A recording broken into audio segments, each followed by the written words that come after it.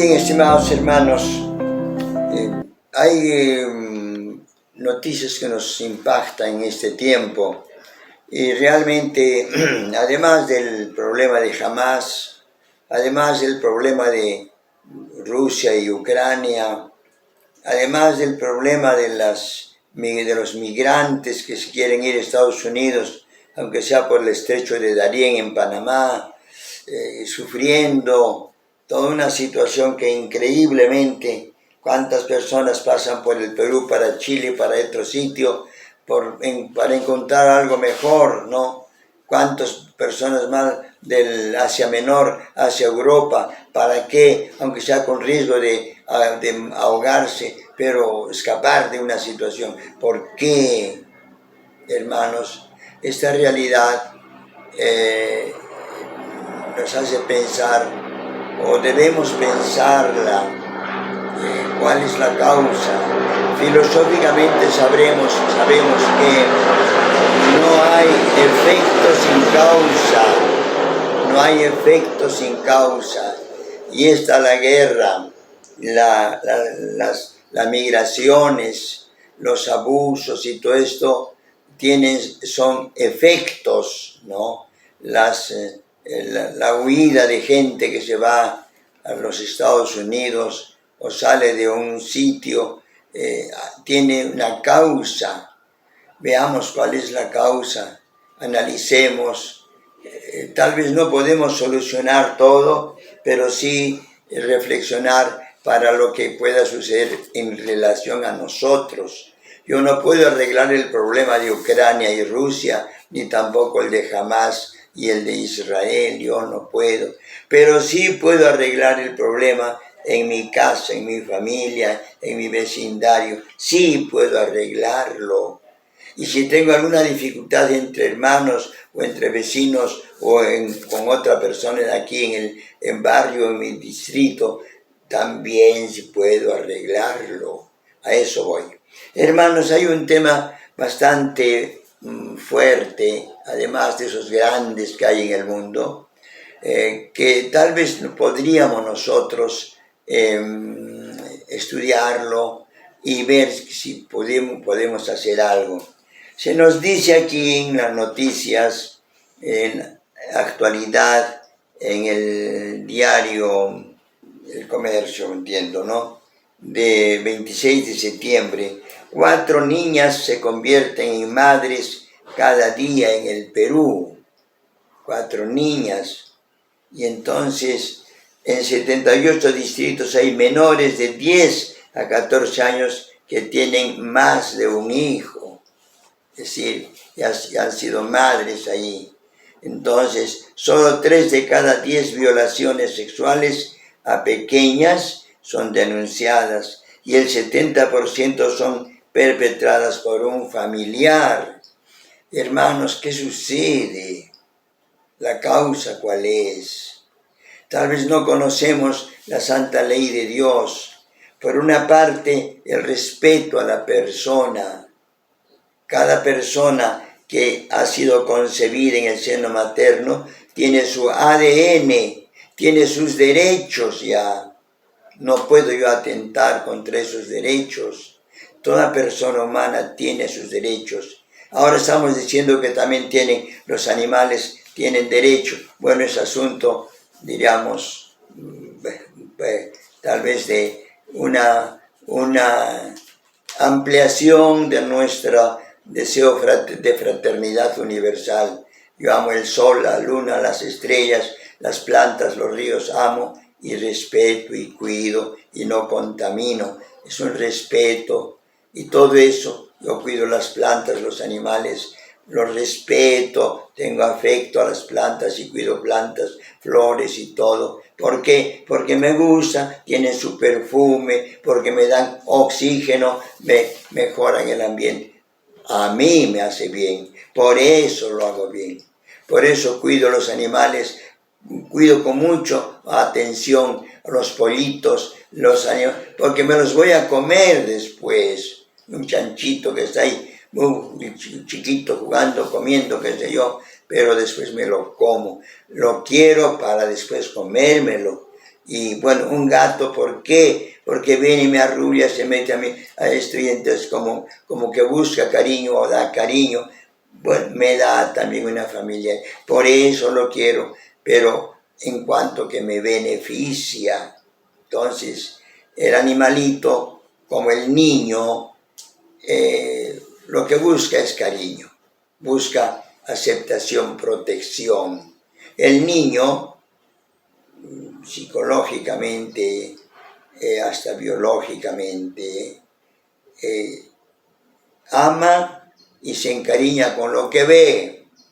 Si ve a la ama, la empleada, la que le cuida, y no ve a su madre, no va a querer a su madre, va a querer más bien a la ama, porque la ha visto, le ha servido. Entonces, ese es un poco el niño y el animalito, y todos ven lo que dan y lo que les sirve de inmediato. En ese sentido, hermanos, el cariño que nosotros damos a las plantas, a los animales, al mismo ambiente, ¿no? El panoramas, etcétera, también efectivamente es porque me beneficia a mí, me gusta, ¿no? Entonces dice, 4 niñas se convierten en madres cada día. ¿Qué sucede? Y todavía dice, el 70% son perpetradas por un familiar. Entonces, estamos ahí con un interrogante. Pero tenemos una ley.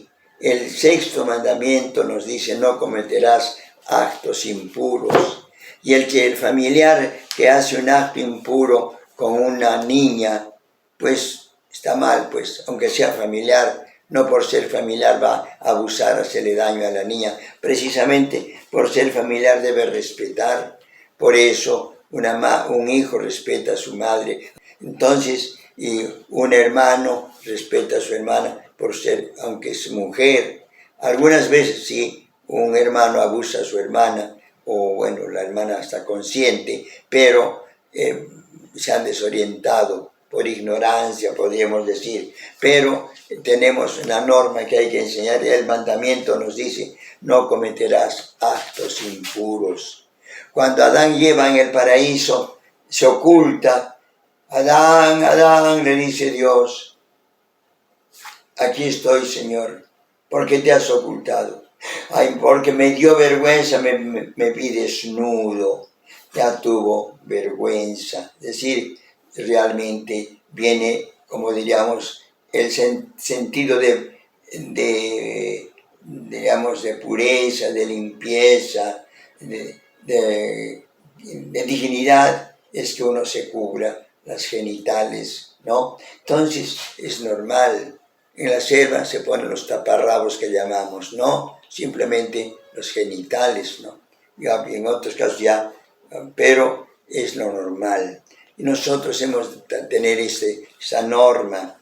Por eso, el 6.º mandamiento es no cometerás actos impuros. Ha querido restaurar la creación de la pureza en los orígenes, porque el hombre no debe separar lo que Dios ha unido. Mateo 19:6. La tradición de la Iglesia ha entendido el 6.º mandamiento como referido a la globalidad de la sexualidad humana. Este mandamiento defiende el valor moral de la sexualidad y exige respeto. Nuestro cuerpo es templo vivo del Espíritu Santo. 1 Corintios, ¿no?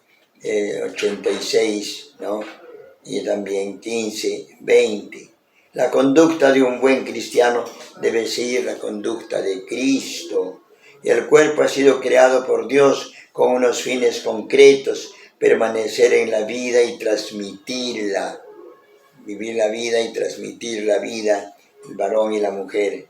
Dios ha unido en el hombre la alegría de la unión conyugal y la procreación. La castidad es una virtud moral, es un don, una gracia, un fruto del trabajo espiritual. Gálatas, ¿no? Por eso en Gálatas se nos dice la castidad, la pureza, caridad, gozo espiritual, paz, paciencia, benignidad, longanimidad, bondad, mansedumbre, fe, modestia, continencia y castidad. Nos dice ahí en Gálatas 5. Todos los actos dirigidos a la procreación dentro del matrimonio son honestos y buenos y santifican a los esposos. Por el contrario, todas las acciones deshonestas e inmorales, tales como las miradas impuras, el onanismo, el adulterio, la fornicación, la masturbación, la homosexualidad, las conversaciones contrarias a la castidad, espectáculos inmorales, lecturas pornográficas, todo aquello llevan a la muerte del alma y son pecados graves. O sea, por eso debe haber un control. Dios ha puesto un placer en la comida para que comamos. ¿Pero para qué comemos? Para mantener el cuerpo. Pero es malo comer por comer. Por eso los abusos en comida o en la bebida son pecado. Porque el placer en el comer y en el beber es para la sociabilidad, para conservar el cuerpo, no para el abuso. Entonces ahí también el placer sexual también Dios lo ha puesto para la procreación, para que el hombre se sienta atraído y ahí en un momento de placer, de amor, pueda generar otra vida. Pero para eso es, no para otra cosa, ¿no? Para vivir la castidad, además de la virtud de la fidelidad a la propia vocación, matrimonio, consagrado en el celibato, la virginidad y de los medios que se indican al tratar en el 6º y 9º mandamiento, es recomendable la confesión sacramental y la dirección espiritual. Por eso hemos de cuidar un poco este tema, que es difícil. Una persona que no ha tenido su formación, no entiende cómo un hombre pueda ser casto. ¿Por qué? Porque el organismo le pide, le exige, ¿no? Pero si hay también formas de compensar. Nosotros en las vidas religiosas también tenemos lo mismo que ustedes y cualquiera. Tenemos esos mismos placeres o apetitos. Pero tenemos también, sabemos que la sexualidad no solamente es genitalidad, la sexualidad es sociabilidad. En un convento, en un monasterio, en un instituto religioso, estamos varones ahí, o varones y mujeres a veces, pero vivimos una castidad. ¿Por qué nos convencemos de que esta sexualidad se diluye en la fraternidad, en la amicalidad? Aquí vivimos 8, 20, 30 personas, pero nos ayudamos recíprocamente. Unos cocinan, otros barren, otros arreglan, otros celebran la misa, otros, en fin, y nos turnamos, nos ayudamos. Esta es la fraternidad, la sociabilidad. No es necesario que nosotros tengamos sexo, o usemos la facultad generativa para satisfacer la sexualidad. La sexualidad se desarrolla también así, desarrollando el afecto recíproco, dando y recibiendo afecto. Este es, hermanos, el sentido de la sexualidad. Y además sabemos que la sexualidad, la facultad del hombre, puede sublimarse. Los yogas también hacen esto, subliman. Y ahí vienen los fakires que subliman y ni siquiera sienten cuando están caminando sobre espinos, sobre clavos, sobre puntas. No lo sienten porque subliman. Bueno, un poco por ahí. Pero sí, hermanos, el hombre, y por eso hoy día precisamente celebramos un gran santo, San Ignacio de Antioquía, que fue sentenciado a morir, ¿no? a que lo lleven al Coliseo en Roma y ahí que se lo coman las fieras, lo masacren. Como era un personaje distinguido, incluso de ascendencia, un abogado, una gente, bueno, bien cualificada, le dijeron, te vamos a ayudar, vamos a lograr de que te exoneren de esto. Y él dice, no, yo quiero sufrir, dice, no sé si tenemos el texto por ahí, Dice, yo quiero ser como el trigo, que las fieras me muelan y de ahí saldré como una hostia.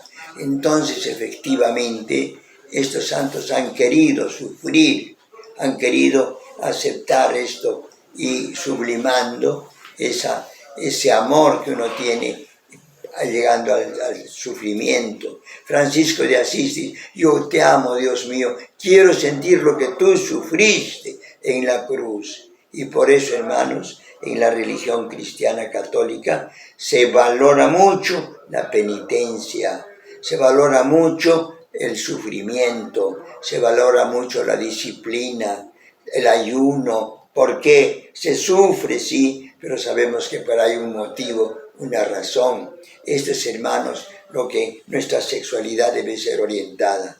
¿Y por qué hay estos abusos? ¿Por qué un familiar tiene que abusar de su sobrina, de su hijastra? ¿Por qué?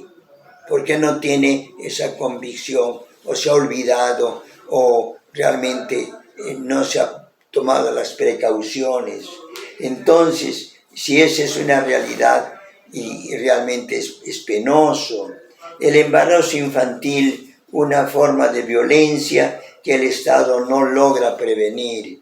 Y nos dice esto ya en la República todavía, contenido patrocinado. Dice el miércoles 11 de octubre, en estos días, cada día en el Perú, 4 niñas menores de 15 años se convierten en madres. ¿Por qué? Si todavía no son capaces de llevar un hogar. ¿Qué va a ser una niña de 12, 14 años?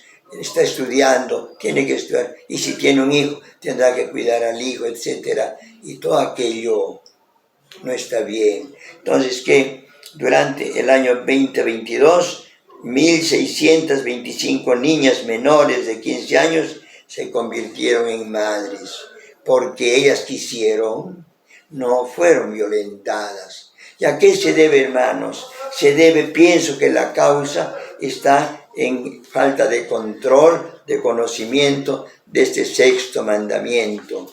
El sexto mandamiento nos dice no cometer actos impuros, respetar la castidad, respetar la sexualidad. El Señor pone de relieve la energía con que debemos luchar contra el desorden de nuestras pasiones. Si tu ojo derecho te escandaliza, sácatelo y arrójalo de ti, porque es mejor te es que perezca uno de tus miembros, que no todo tu cuerpo sea arrojado al infierno. Mateo 5, 29. Es decir, hemos de saber controlar también nuestros impulsos. Entonces, hermanos, eso es. ¿Qué nos prohíbe el sexto mandamiento de la ley de Dios? El mandamiento nos prohíbe toda acción, mirada o conversación contrarios a la castidad y prohíbe también la infidelidad en el matrimonio. Efectivamente, te has comprometido por estar en un hogar y con una mujer o con un varón y eres infiel, estás mal, estamos mal. Y eso es lo mismo en nosotros. Si yo también como religioso fallo y quebranto, estoy pues también fallando a mi compromiso.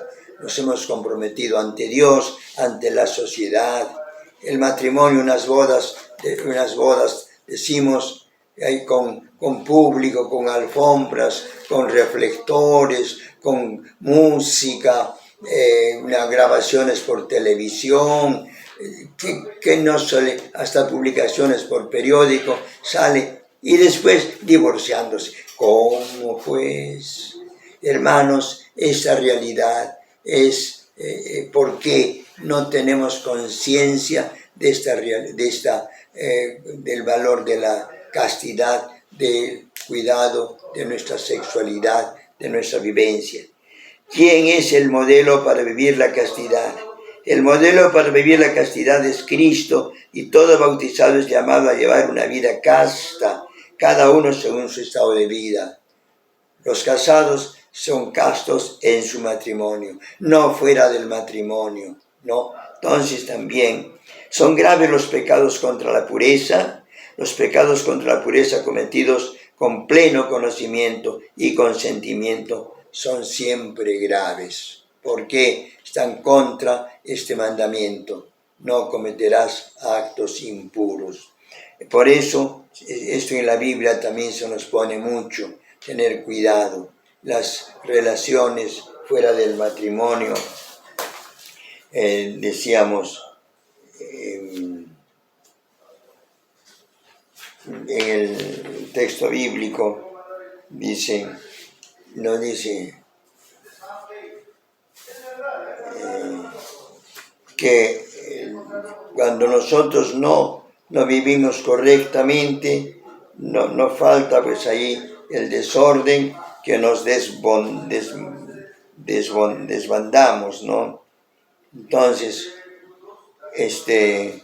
Dios permite a veces eso y nosotros hemos de sabernos controlar. Hermanos, este tema lo trataremos con un poquito más de calma, pero son graves los pecados. ¿Qué obligaciones fundamentales implica para los esposos el sexto mandamiento? La alianza que los esposos contraen libremente implica un amor fiel y les confiere la obligación de guardar indisoluble su matrimonio, uno con una y hasta la muerte. ¿Qué otras obligaciones tienen los esposos? La fecundidad es un bien, un don, un fin del matrimonio. Tener hijos, sucesores, qué mejor. Tu vejez está garantizada. ¿Qué banco ni banco? Ahí tienes tus hijos que con su trabajo, con su vida, te van a atender y te van a proteger. Por eso, hermanos, los hijos son pues la corona de la vejez. Dando la vida, los esposos participan de la paternidad de Dios. Efectivamente, Dios da la vida. Dios nos da la vida espiritual y la vida material también a través de nuestros padres. Vayan, procreen, dice, andad, ved, procread, ¿no? Entonces, los representantes de los aspectos de la castidad, digamos, la maternidad responsable, la legitimidad de las intenciones de los esposos no justifica el recurso a medios moralmente reprobables, como la esterilización directa o la anticoncepción. ¿Qué pecados se oponen a la santidad del matrimonio? Se oponen el adulterio, el divorcio, la poligamia, la unión libre, porque son ofensas graves a la dignidad del matrimonio. La pureza es una conquista, virtud de valientes. Para triunfar tenemos medios humanos y otros sobrenaturales. Pongámoslos en práctica y venceremos. La santa pureza es tan hermosa que el Señor ha dicho en el Evangelio: bienaventurados los limpios de corazón, porque ellos verán a Dios. Mateo 5:8. Estimados hermanos, cuidemos el sexto mandamiento, la pureza, la limpieza en general. Controlémonos nosotros ante un niño, ante una niña, respetemos, porque es una persona que merece un respeto y no podemos abusar por ser niña, incluso a veces por ser minusválida, que a veces se aprovecha eso. Hermanos, pidamos al Señor. Esta es la doctrina y les recomiendo, lean ustedes en el catecismo, en el sexto mandamiento, y también vean ustedes en el catecismo la dignidad de la persona humana en la tercera parte del catecismo, en que se nos pone que el hombre tiene su dignidad de por sí y se debe respetar. Y por eso la Iglesia como maestra, está en el catecismo también, nos enseña. El cristiano realiza su vocación en la Iglesia, en comunión con todos los bautizados. Ya hablaremos, hermanos, pero ustedes lean, por favor, el sexto mandamiento en la explicación del catecismo. Y también en el sexto mandamiento, en el catecismo, la tercera parte del catecismo, en que se habla de la persona humana y cómo nosotros hemos de respetar a la persona humana, nacida o no nacida, adulta o infante, pero todos hay que respetar. Y así sea, hermanos, paz y bien, que el Señor nos ilumine.